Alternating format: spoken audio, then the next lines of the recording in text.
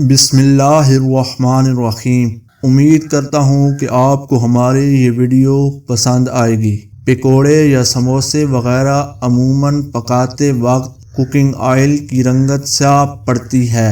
اسے صاف کرنے کا آسان طریقہ یہ ہے کہ اس میں 1 چائے کا چمچ سفید سرکہ ڈال کر ہلکی آنچ پر پکنے دیں اور فرائنگ پین ڈھک دیں تاکہ یہ امیزہ ابلنا شروع ہو جائے۔ تھوڑی دیر بعد فرائنگ پین چولہے سے ہٹا دیں، تیل صاف ہو چکا ہوگا۔ اگر آپ زیادہ دنوں کے لیے مچھلی فریز کرنا چاہتی ہیں تو اسے دھونے کے بعد نمک اور تھوڑا سا سرکہ ملا کر اچھی طرح مل لیں اور فریز میں رکھ دیں۔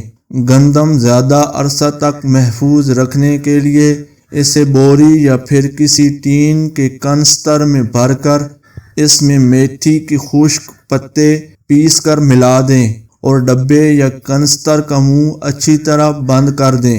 سوپ کو زیادہ لذیذ بنانے کے لیے پکاتے وقت اس میں کریم ڈالنے کی بجائے فل کریم دودھ شامل کر لیں۔ عموماً آٹے میں کیڑے پڑ جاتے ہیں، ان سے بچاؤ کے لیے سیاہ زیرہ موٹا موٹا کوٹ کر اس میں پسا ہوا نمک اور ذرا سا پانی ملا کے ٹکیا سی بنا لیں اور خشک کر کے آٹے میں رکھ دیں، کیڑا نہیں پڑے گا۔ مہینے میں 2 یا 3 بار گرائنڈر میں نمک پیسنے سے گرائنڈر کے بلیڈ تیز رہتے ہیں۔ ٹماٹر کے ٹکڑے گھی یا تیل سے اپنی خوشبو اور ذائقہ کھو دیتے ہیں، لیکن اگر ان کی خوشبو اور ذائقہ برقرار رکھنا ہو تو انہیں چربی میں فرائی کریں۔